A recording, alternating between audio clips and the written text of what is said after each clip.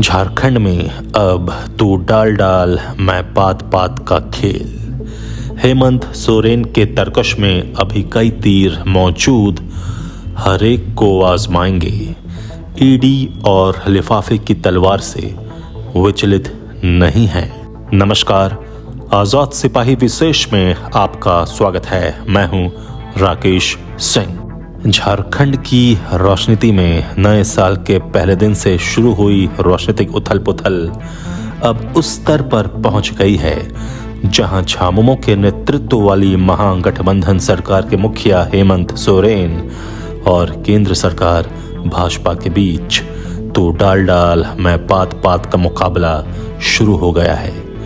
ED और राज्यपाल के जरिए हेमंत सोरेन को घेरने की कोशिशें फिलहाल सफल होती नहीं दिख रही हैं, क्योंकि झामुमो के कार्यकारी अध्यक्ष सह मुख्यमंत्री विधायकों का समर्थन हासिल करने के बाद पूरी मजबूती से डट गए हैं। वह अपने तरकश के तीरों को बेहद सतर्कता और चतुराई के साथ बाहर निकाल रहे हैं। राजनीतिक रूप से इस मनोवैज्ञानिक युद्ध का अंतिम परिणाम क्या होगा, इस बारे में कोई भी भविष्यवाणी करना फिलहाल तो असंभव है। लेकिन अब तक की परिस्थितियां बता रही हैं कि हेमंत सोरेन ने फिलहाल बाजी को अपने हाथ में ही थाम कर रखा है। ईडी के समन और राज्यपाल के लिफाफे से वह जरा भी विचलित नहीं है। सत्तारूढ़ गठबंधन के विधायक दल की बैठक में जो कुछ हुआ, उससे तो यही लगता है कि हेमंत सोरेन और उनके सहयोगी हर परिस्थिति का सामना करने के लिए तैयार हैं। इसलिए उन्होंने विधायकों को ऐसी जगह पर रहने को कहा है जहां से वे 3 घंटे में राजधानी पहुंच सके। दूसरी तरफ भाजपा लगातार हेमंत सोरेन को घेर रही है, लेकिन हर बार बाजी उसके हाथ से निकल जा रही है। क्या है हेमंत सोरेन के पास विकल्प और क्या हो सकता है झारखंड में, बता रहे हैं आजाद सिपाही के विशेष संवाददाता राकेश सिंह। सत्ता का खेल बड़ा निराला होता है। कब कौन अर्श से फर्श पर आ जाए या ला दिया जाए, इस बारे में कुछ भी नहीं कहा जा सकता। फिलहाल झारखंड के मुख्यमंत्री हेमंत सोरेन की स्थिति वैसी ही हो गई है जैसी कभी बिहार के मुख्यमंत्री रहते लालू यादव की हुई थी।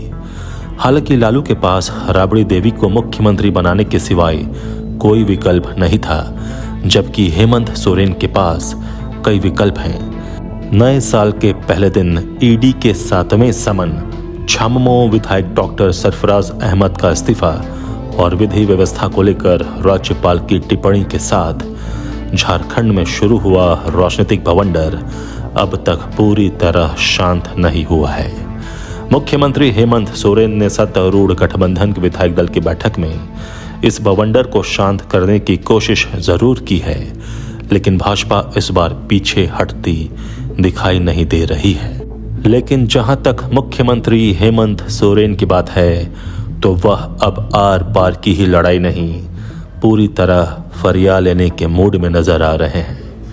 इसलिए वह अपने पत्ते नहीं खोल रहे हैं। कुल मिलाकर स्थिति यह है कि झारखंड में सियासी संकट का सामना कर रहे हेमंत सोरेन के लिए अगले कुछ दिन अहम होने वाले हैं। मौजूदा वक्त में सबकी नजरें मुख्यमंत्री के अगले कदम पर टिकी हैं। झारखंड की सियासी बिसात उन 81 विधायकों के इर्द गिर्द घूम रही है जिनका बहुमत फिलहाल मुख्यमंत्री हेमंत सोरेन के साथ है।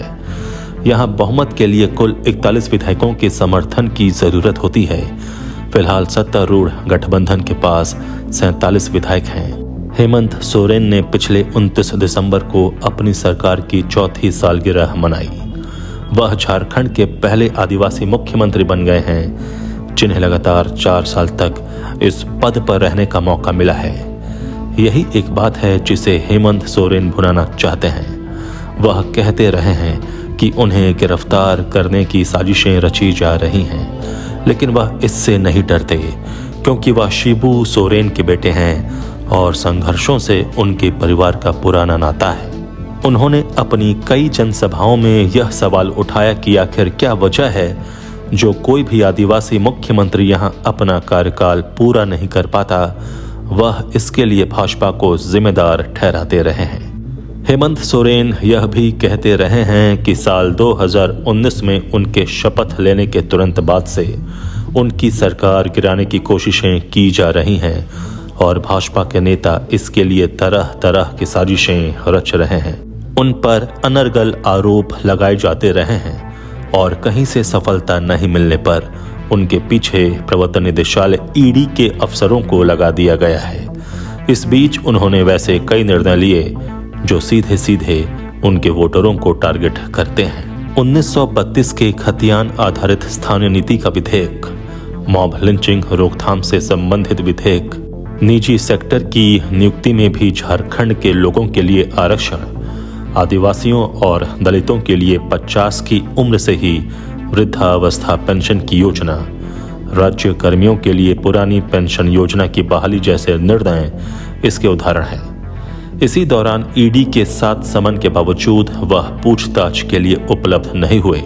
2 जनवरी की दोपहर ईडी को भेजे अपने पत्र में उन्होंने ईडी के समन को ही गैर कानूनी बता दिया। साथ ही यह भी आरोप लगाया कि अपने पत्रों को मीडिया में लीक कर ईडी उनका मीडिया ट्रायल करा रही है। यह उनकी छवि धूमिल करने की कोशिश है। इस राजनीतिक हलचल के बीच मुख्यमंत्री हेमंत सोरेन ने 3 जनवरी को सत्तारूढ़ गठबंधन के विधायकों की बैठक बुलाई और साफ कर दिया कि वह स्थिति का सामना करेंगे। बैठक में विधायकों से रांची के आसपास ही रहने को कहा गया ताकि अधिकतम 3 घंटे के भीतर वे रांची पहुंच सके। इससे पहले हेमंत सोरेन ने उन तमाम खबरों को सिरे से खारिज कर दिया जिनमें कहा जा रहा था कि हेमंत सोरेन ने अपनी पत्नी को सीएम का पद सौंपने का फैसला कर लिया है और इसलिए गांडे सीट खाली कराई गई है। विधायक दल की बैठक से पहले हेमंत ने अपनी पत्नी कल्पना सोरेन के निकट भविष्य में चुनाव लड़ने की संभावनाओं को खारिज कर दिया था। विधायक दल की बैठक में हेमंत सोरेन के स्टैंड को देखकर समझा जा सकता है कि वह इतनी आसानी से हथियार नहीं डालने वाले हैं। कल्पना सोरेन के नाम को खारिज करने के बाद भी हेमंत सोरेन पर यदि पद छोड़ने का दबाव बढ़ा तो वह अपने पिता यानी शिबू सोरेन को गद्दी सौंप सकते हैं। शिबू सोरेन आज भी झारखंड में ऐसा चेहरा है जिनका विरोध करने वाला झामुमो में कोई नहीं है। उस स्थिति में भी यदि उपचुनाव को लेकर पेंच फंसा तो फिर अंतिम विकल्प के तौर पर हेमंत पार्टी के ही किसी वरिष्ठ विधायक को मुख्यमंत्री बनाने की पेशकश कर सकते हैं। इसके लिए उनके मंत्रिमंडल में शामिल जोबा मांझी और चंपाई सोरेन के नामों की चर्चा भी झामुमो खेमे में है। हालांकि हेमंत सोरेन ऐसा करेंगे इसकी संभावना कम है। इसकी 2 वजहें हैं। पहली तो यह कि सोरेन परिवार के अलावा दूसरे किसी नाम पर सहमति बना पाना मुश्किल होगा। दूसरी वजह यह कि बिहार में नीतीश कुमार जीतन राम मांझी प्रकरण के बाद कोई भी नेता किसी अन्य नाम पर सोचने से परहेज करेगा। हेमंत सोरेन भी यह रिस्क नहीं लेंगे क्योंकि उनके नेतृत्व में झामुमो ने पिछले चुनाव में अब तक की सबसे अधिक सीटें हासिल की हैं। अब आइए जानते हैं क्या है विपक्षी खेमे की रणनीति। दूसरी तरफ भाजपा के प्रदेश अध्यक्ष और पूर्व मुख्यमंत्री बाबूलाल मरांडी ने कहा है कि उनकी पार्टी कल्पना सोरेन को मुख्यमंत्री बनाने की कोशिशों का विरोध करेगी। दरअसल भाजपा इस मुद्दे को अपने पक्ष में मोड़ना चाहती है। मरांडी ने ईडी को भी शीघ्र कार्रवाई करने की सलाह दी थी। राज्यपाल से उन्होंने आग्रह किया कि वह वैसे किसी व्यक्ति को शपथ दिलाने के लिए आमंत्रित नहीं करें जो विधानसभा का सदस्य नहीं है। अब उन्होंने कहा है कि उनकी पार्टी राष्ट्रपति शासन लगाने की मांग नहीं करेगी।